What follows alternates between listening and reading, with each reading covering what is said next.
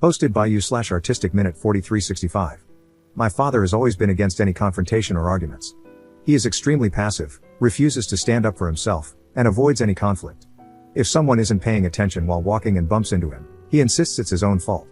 If his employer messed up his salary, he wouldn't bother fixing it. If a mechanic didn't properly repair his car, he would just accept it as is. This unfortunately resulted in a tumultuous childhood with my insanely narcissistic mother. She controlled his every move. She got him to quit his job and be a locked-in stay-at-home dad.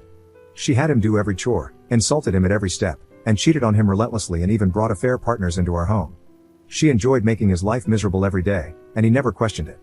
My extended family, God bless them, were there for me as much as they could be. They tried for years to make my father leave, but he never budged. When she would direct her anger at me, in the form of screaming, insulting, or general demeaning, my father never once found the guts to stand up for me or support me. When I was a kid, if I cried to my dad about something mom did or said to me, he would sweep it under the rug or just insist I forget about it. Hell, he would even try to justify it. As I grew older, it really set in for me how messed up this was. My mother gladly kicked me out of the house when I was 18, and my father just sat there looking sullen. He didn't say a damn thing. I joined the Air Force almost immediately and got stationed on the other side of the country. The dynamic was awful, and I could have easily gone down the incel route if not for therapy and the amazing people I met along the way. It took years for me to get into a better mental space. I was filled with hatred. My mother left my father 2 years after I got stationed and utterly destroyed him in the divorce. She was unalived a year later in a DUI with one of her affair partners. I took a lot of joy in hearing that it took her hours to unalive, and that's when I really knew I needed help to process things. I'm almost 30 now, have a girlfriend who is perhaps the best thing to ever happen in my life, and she fully understands the situation with my family. I have learned not to allow myself to be consumed with anger and resentment by my past, or so I thought, as you'll see, and instead put that energy into my future. I have been extraordinarily low contact/near no contact with my father since I left. As much as I try, I cannot make that connection with him. I recently went to a family reunion and brought my girlfriend with me. My father was there since it was his side of the family. They have many issues with him, but he is family, so whatever, I guess. I made sure to avoid him. I was chatting with my uncles when I heard my father talking in the background.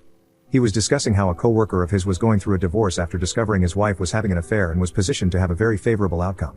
My father remarked that his co-worker should instead work to forgive his wife and, in his own words, set a good example for unity and forgiveness, adding that he believed he had set a great example for me in that regard. I swear it was like a switch went off in my head, and I was mentally back to being the rage-filled 18-year-old. After all these years, he still hadn't learned a damn thing. I turned to him and asked if he was serious. He looked at me and started to stutter. I know the next minute was pure word vomit, and I can't relay it perfectly, but to sum it up, I shouted that he was a pathetic father, a pathetic man, that his family all knew he was a disgrace of a human being who would rather let his son be treated like trash than defend him because he was a coward, that no one would ever see him as an example to live by, that his wife would rather sleep with half the neighborhood than even touch him, and that he should never, ever believe anyone respects him. I began to derail and ramble between my shouting, and my girlfriend quickly took me out and drove me home. It was insane how quickly being away from him made me feel better.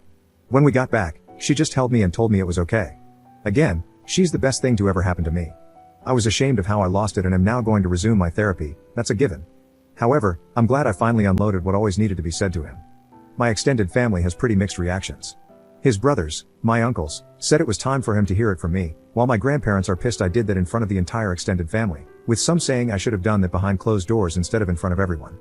Commenter. All I can say is that based on your post and this interaction, your anger is deeply misguided. And you're failing to recognize the truly horrifying thing, you're behaving like the mother you actually should hate. Ops response. Oh, trust me, I fully hate her as well, but she is gone, and there is no use in holding a grudge against someone who isn't alive. I had hoped, though, that after his son made him an outsider in his life, his family openly joked to his face about his failings as a father, his ex-wife drained him of everything he had and made him start over in a one-bedroom apartment, and his friends slowly left his life one at a time out of embarrassment, he would have had at least one moment to reflect and maybe consider that he should have done things differently. Update 2 days later. Thanks for the advice and recommendations, even among some of the comments calling me the jerk. However, some of them needed to be addressed because they were either hilarious or cringe-worthy. Some were very angry, and they kind of confused me at first until I read their comments further down or saw their profiles and noticed rants about double standards or complete non-sequitur ramblings about women. So yeah, not helpful advice, but they were great dark reflections of how I could have turned out if not for the support in my life. Some attempted to portray my dad as a humble, kind, caring, sensitive old man who I'm just being a bully to. This was a very good insight into how enablers of abuse get away with so much in today's world, because so many people forget that they are part of the abuse themselves. Some were attempting to mentally dissect me or have a gotcha moment with me to pull apart my story. That was generally asinine, and I had to step away from those before they asked for my cranial measurements or something. So it was pretty much immediately when I was up the next morning that I realized I needed to resolve the events of last night. I first spoke to my girlfriend and gave a sincere apology for having her see me like that. She reassured me that nothing was wrong, that she's known me for years and has always known me to be level-headed, and that she understands why I kind of snapped. She herself has a history of dealing with narcissistic family members, so she absolutely understands the dynamic. She only really told me that it would be best to work on spending time around my extended family since my father will always be there. I told her not to worry, I'm immediately going to talk to them afterward to figure that out. So that part's fine. I look like kind of a jerk in front of her, but I'm making sure that doesn't happen again. I also informed her of my intentions to resume therapy just to keep myself steady, which she was happy to hear. I called my grandparents and sincerely apologized for putting such a sore dent in their family reunion. I acknowledged that it wasn't appropriate, and while it felt good to say those things to him, it should have been done privately and not in front of everyone. I also told them that going forward, as much as I love spending time with them, since the family always hangs out as one group that my father will always be a part of, I need to distance myself occasionally until I feel comfortable interacting with him. I assured them that I am not, nor would I ever be, establishing an ultimatum or making demands of them, and that either way, I need to step back for now. I guess during my apology and explanation, I was kind of going on a tangent because my grandfather interrupted me to calm down. He told me that after I left, people kind of separated or slowly started leaving, and eventually, they were able to talk to my father one-on-one. I guess seeing me have such a freak out led to my grandmother having a mini freak out of her own when she started talking to my father, which resulted in her kicking him out. While I have a great relationship with both of my grandparents, my grandmother has always been extra protective of me, so seeing me that way must have set off a fire in her.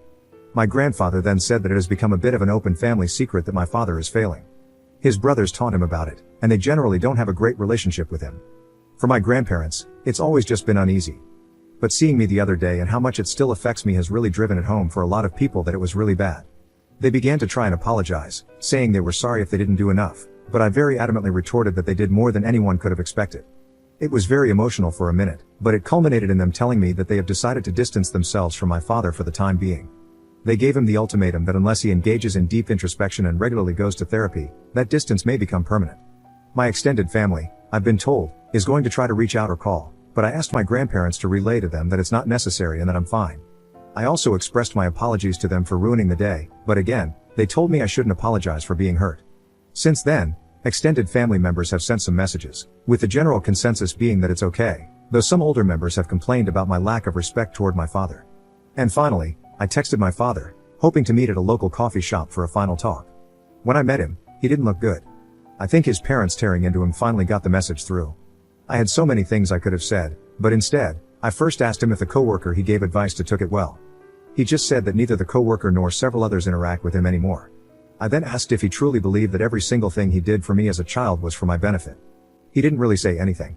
I finally asked if he has any regrets about how I was treated as a child and if he thinks he ever did anything wrong. He looked utterly defeated and just mumbled that he could have done more. I could have poked and prodded or gone on another rant, but instead, I told him this should be goodbye and that I hope he gets the help he needs. I think finally unloading my frustrations was what I needed to be able to move on and find peace. I absolutely need to stay on track with therapy and admit that a public outburst wasn't okay, but I think I'll be fine.